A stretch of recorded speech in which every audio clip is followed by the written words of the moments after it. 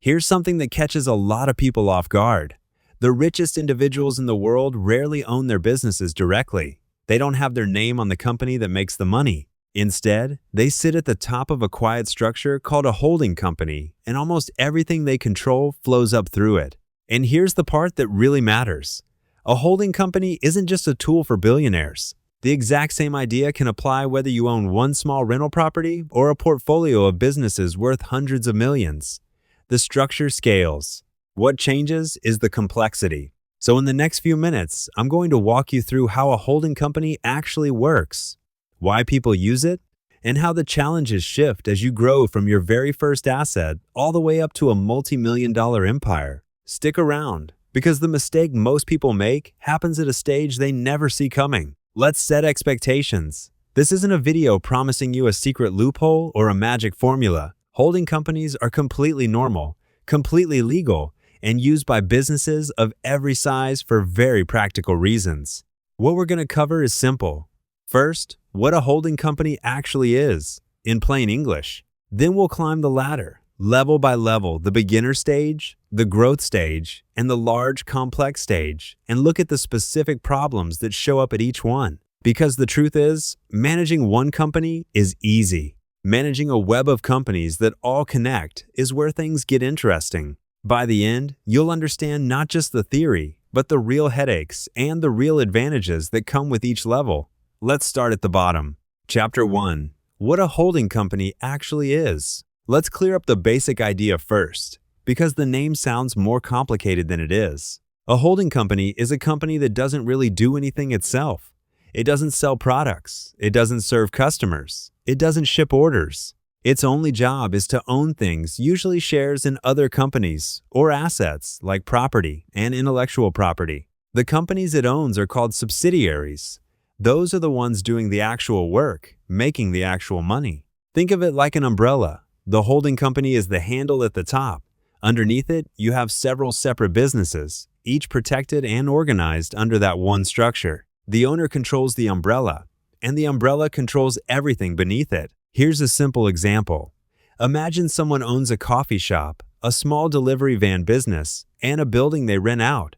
Instead of owning all three personally, they create one holding company. That holding company then owns each of the three businesses as separate entities. Why bother? Because now each business is legally separated from the others.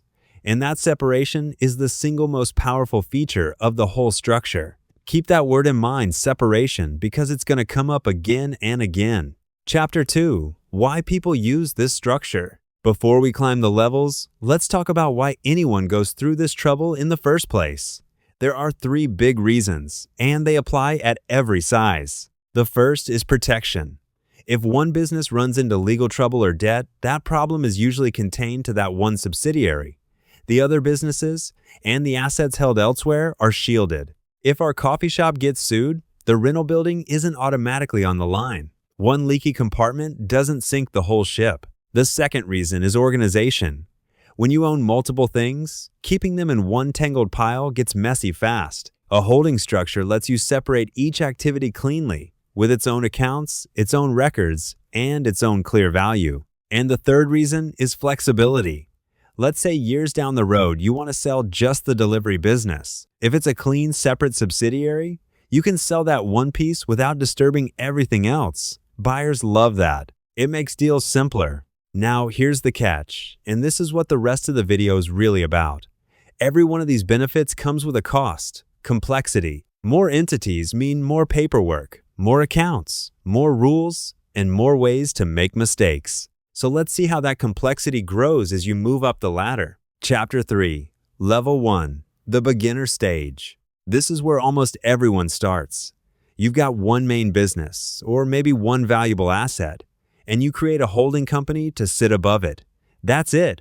One umbrella, one thing underneath. At this level, complexity is low, and honestly, the structure can feel like overkill. A lot of beginners ask, why do I even need a holding company if I only own one thing? And that's a fair question. The answer is about the future. Setting up the structure early is often easier and cheaper than restructuring later, once an asset has grown valuable. It's like laying the foundation of a house wide enough to add rooms later. You're not building the rooms yet, you're just making sure you can.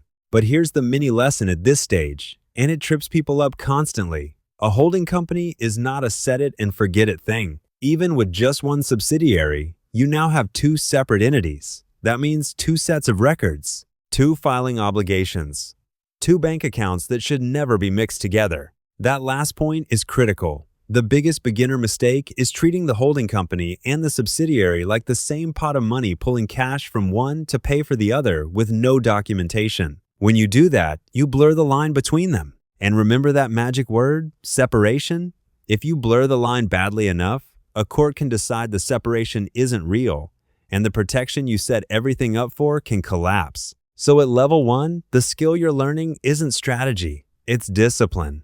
Keep things clean, keep them separate, keep records of money moving between entities. Master that, and you're ready to grow. Chapter 4, Level 2, the growth stage. Now things get more interesting. At the growth stage, you're no longer holding one thing. You've added a second business, maybe a third. Perhaps you bought some property, started a new venture, and you're reinvesting profits into more assets. Suddenly, your umbrella has several distinct things hanging underneath it, and the way they connect starts to matter a lot. The big advantage that unlocks at this level is the ability to move resources around intelligently. Profits from a strong business can be passed up to the holding company and then redeployed, used to fund a new subsidiary or to support one that's still finding its feet. The holding company becomes a kind of internal bank, directing money where it's most useful. That sounds great, and it is.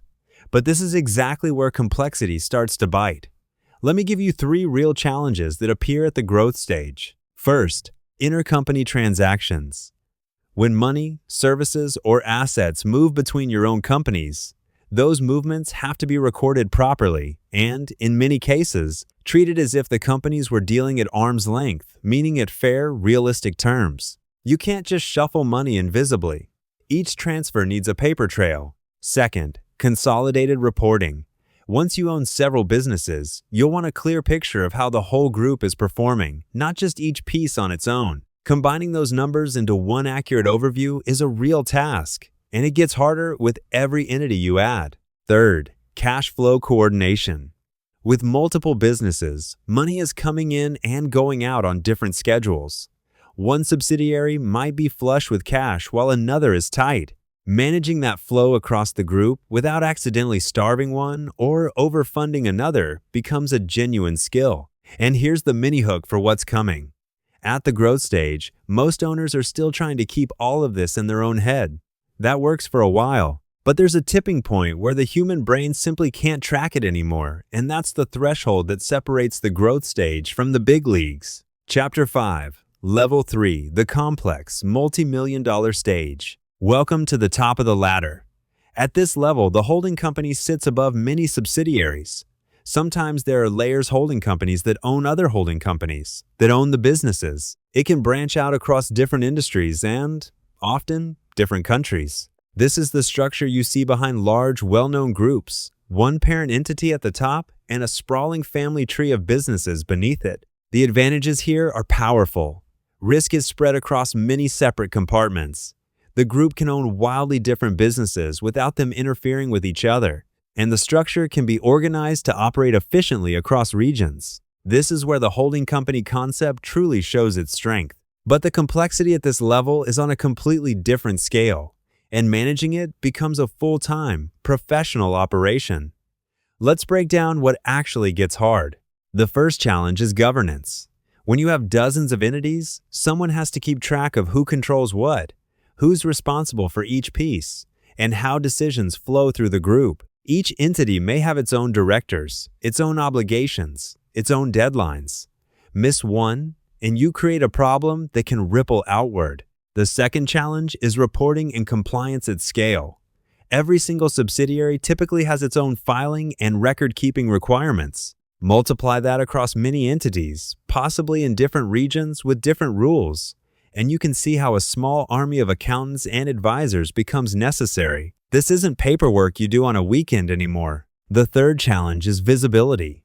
Ironically, the bigger the structure gets, the harder it becomes to actually see what's going on inside it. The owner at the top needs reliable systems to understand the true health of the whole group. Without good reporting flowing upward, you can be sitting on top of an empire and still be flying blind. And the fourth challenge is what I'd call structural drift. Over years of growth, groups tend to accumulate entities, old companies that aren't used anymore, overlapping businesses, structures that made sense once but don't now.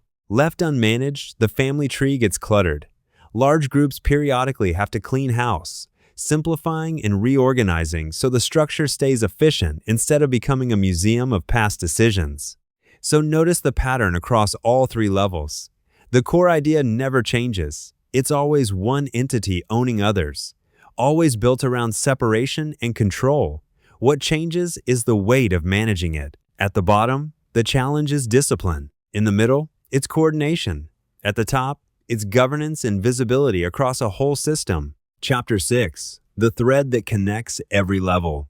Let's pull this together, because there's one insight that ties the whole journey into a single idea. At every stage, the thing that makes a holding company work is clean separation paired with clear control.